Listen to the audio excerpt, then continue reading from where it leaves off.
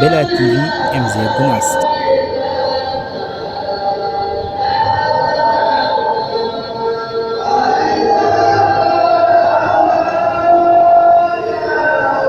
Oɗon batti hakkille mon e ayawo Bella TV. So tawi en yettode wodani Allah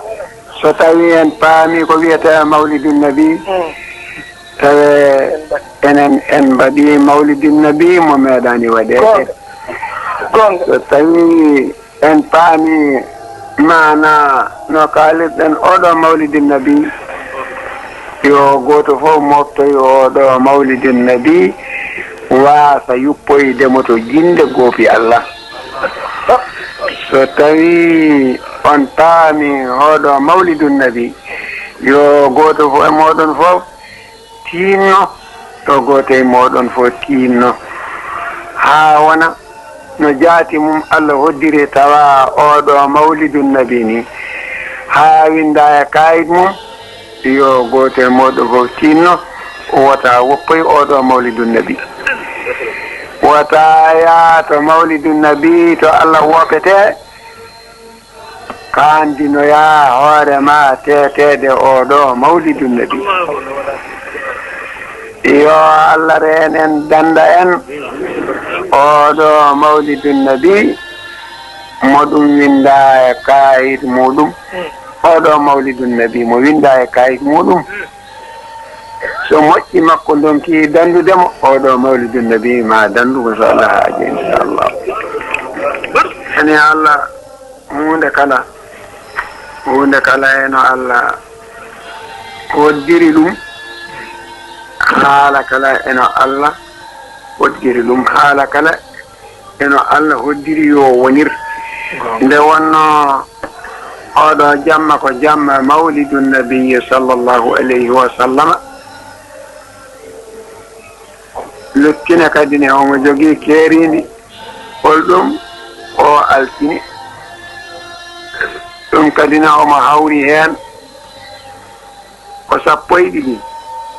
ina wawno wonde sappo e ɗiɗi tawa wona altine ko altine kadi ne ɗum ɗo fof hawri heen ɗum waɗi noon kisa haala ka nde mbiɗen eɗen uddirta ɗum eɗen kaala ɗum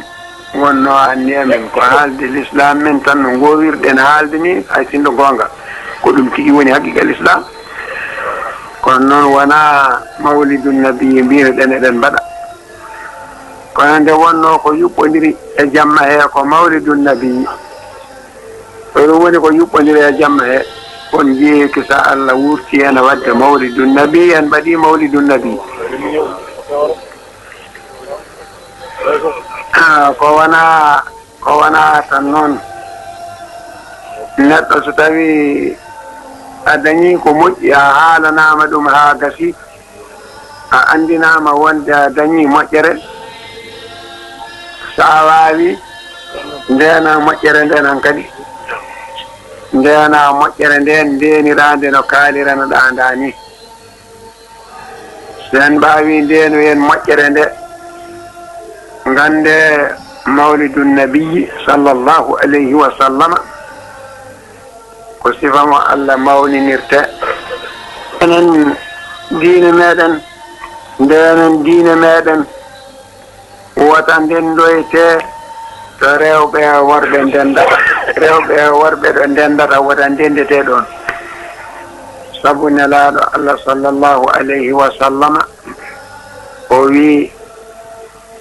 kala ɗo rewɓe worɓe ndendi o nokku seytane woni kettuɗo mum ko seytane hetti ɗon ko gueɗal seytane woni ɗon julɗo wota wonat ɗon ha nuruji golle moƴƴe ñifay diine mum yo Allah dandu en so nuruji golle moƴƴe ñifi e diine neɗɗo on neɗɗo o heddoto ko lowɗo nde wurtata kadi tawata ko ɓooyi wotan jeyete e nokkuje goopi Allah ndene diine moɗon ndeɓe Allah tawa ko goonga e moɗon wota kule hay gooto e rewde Allah wota kirse hay gooto e rewde Allah wota taaroɗe hay gooto e rewde Allah ndewe Allah kule Allah kerte Allah ndewe Allah no Allah wiiri yo rewre ni kule Allah no Allah wiiri yo hulire ni kerte Allah wata kerte tagore kala ɗo Allah wopete wata kerte ha tawe ɗon so yimɓe ina kuma dewgal ngal na waɗi goopi Allah wata waɗanɓe siyasa tawayeɗa ɗin goopi Allah sono tawi yimɓe ne inna inde nden na waɗi goopi Allah wata waɗanɓe siyasa ha tawayeɗa ɗin goopi Allah so kefero maayi so yimɓe ina jaha toon ina jaaloyo ɗum ina kaalo e goɗɗum wota waɗan on kefero siyas ɓen hoddiɓe ha jawaya tawe ɗin goopi Allah kala ɗo tikkere Allah jippoto mo yehi toon Allah tikkantu ɗum kala ɗo Allah wopete ko nokku tikkere Allah woni ɗon kala mo yehi to tikkere Allah jippoto Allah tikkantu ɗum